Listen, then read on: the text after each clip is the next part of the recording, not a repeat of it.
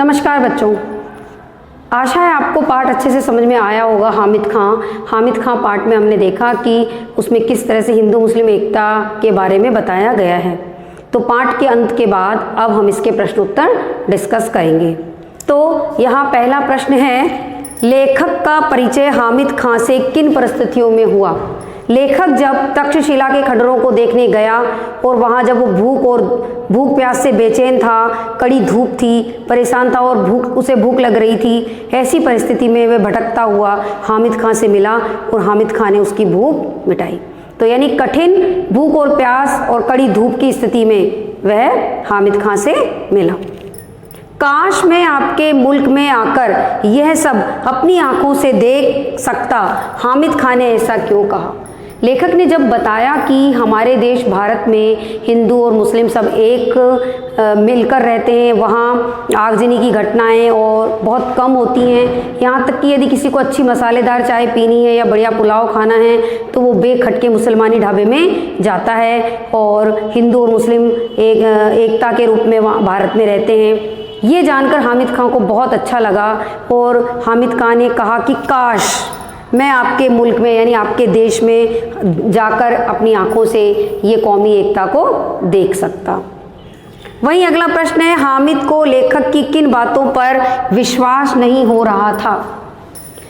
लेखक ने जब बताया कि हमारे देश में कौमी एकता है, सांप्रदायिक दंगे ना के बराबर होते हैं, हिंदू और मुस्लिम एक होकर रहते हैं और बेखटके हिंदुओं को यदि कुछ अच्छा खाना होता है या कोई ऐसी डिश खानी होती है जो मुसलमानी ढाबे में अच्छी बनती है तो बेखटके हिंदू लोग मुसलमानी ढाबे में या मुसलमानी होटल में चले जाते हैं और खाने का मज़ा लेते हैं। तो ये सारी बातें जानकर हामिद खां को यकीन नहीं हो रहा था, क्योंकि उसके मुल्क पाकिस्तान में तो रोज़ आगजनी और दंगे होते थे, इसलिए लेखक को इन बातों पर विश्वास नहीं हो रहा था। वहीं अगला प्रश्न है, हामिद खां ने खाने का पैसा लेने से इनकार क्यों किया? हामिद खां का लेखक के साथ एक मित्रतापूर्ण व्यवहार बन गया था और हामिद खां ने ये देखा कि ये हमारे मेहमान हैं और मेहमान के रूप में उन्होंने लेखक से पैसे लेने से इनकार कर दिया, क्योंकि उन्हें हामिद खां ने उन्हें अपना मित्र मान लिया था और भारत में जो कौमी एकता थी उससे हामिद खां बड़ा ही प्रभावित हुआ था, इसलिए उन्होंने पैसे लेने से इनकार कर दिया था। हामिद खां ने इसलिए खाने का पैसा लेने से इनकार कर दिया था।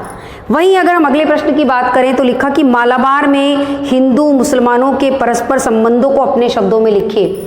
आपको इस प्रश्न को अपने शब्दों में लिखना है, यानी पाठ को पढ़ने के बाद आपको जो इसका उत्तर है वो अपने शब्दों में लिखना है, क्योंकि यहाँ पर अब इसका उत्तर आप लिख सकते हैं कि मालाबार में जहाँ से लेखक था जब वो तक्षशिला गया तो उसने हामिद खां को बताया और मालाबार के लोग जो थे वो हिंदू मुस्लिम सभी तरह के लोग वहाँ थे, लेकिन वो सब मिलजुल कर रहते थे।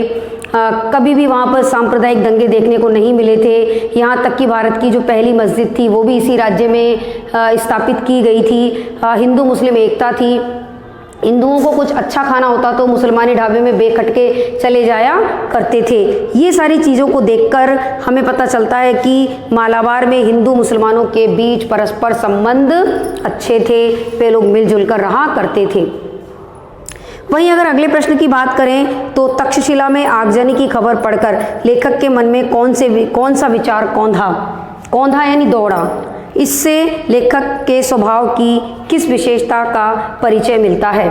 पाठ में हमने देखा था कि लेखक जो है जैसे ही उसने सुबह का समाचार पत्र खोला और उसे दिखाई दिया कि तक्षशिला में जो कि पाकिस्तान में है आगजनी हो रही है और सांप्रदायिक दंगे भड़के हुए हैं, तो लेखक के दिमाग में सबसे पहले यही विचार कौंधा दौड़ा कि कहीं हामिद खां की दुकान को कोई नुकसान ना पहुंचा हो। और लेखक के एक दिन के मिलने से जो लेखक की मित्रता हामिद खां से थी, आत्मीयता थी, उससे साफ पता चलता है कि लेखक का जो स्वभाव था वो बड़ा ही दयालु और मित्रतापूर्ण था और वे धर्म से ऊपर उठकर सोचते थे। कभी भी उन्होंने धर्म को अपने विचारों पर, अपने स्वभाव पर हावी नहीं होने दिया था। लेखक के मन में तुरंत विचार दौड़ा कि कहीं हामिद खां की दुकान तो आगजनी की भेंट नहीं चढ़ गई है। और इससे लेखक की स्वभाव की एक ही विशेषता का पता चलता है कि वो धार्मिक सहिष्णु थे, धार्मिक सांप्रदायिकता के प्रति उनका कोई रुझान नहीं था और मित्रतापूर्ण उनका स्वभाव था। हिंदू मुस्लिम एकता पर विशेष बल देते थे। तो जैसे ही समाचार पत्र पढ़ा और लेखक ने देखा कि तक्षशिला में आगजनी हो रही है, उसने तुरंत हामिद खां को याद किया। तो बच्चों, इस पाठ में हमने ये देखा कि ये पाठ हमें हिंदू मुस्लिम एकता की ओर बढ़ाने की कोशिश करता है कि जिनके दिलों में सांप्रदायिकता के भाव हैं या जो धर्म के नाम पर लड़ाई झगड़े करते हैं, उनके लिए सबक कि भारत में हमेशा से ही बहुत सारी जाति और प्रजातियां रही हैं और भारत ने हमेशा ही उन सबको अपनाया है। इसलिए सांप्रदायिकता के नाम पर देश को बदनाम करना और सांप्रदायिकता के नाम पर देश में दंगे करना, ये हमारे देश के लिए हानिकारक हो सकता है। तो इस पाठ में, हामिद खां पाठ में, हमने यही देखा कि लेखक ने किस तरह से दक्षिणी राज्य मालाबार के बारे में बताया, पर ये दक्षिणी राज्य मालाबार की बात नहीं, पूरे भारत में ही हिंदू मुस्लिम एकता पर विशेष जोर दिया जाता है। तो आशा है बच्चों आपको ये पाठ अच्छे से समझ में आया होगा और हम सभी इन प्रश्न उत्तरों को अपनी कॉपी में करेंगे। तो आज के लिए इतना ही, धन्यवाद।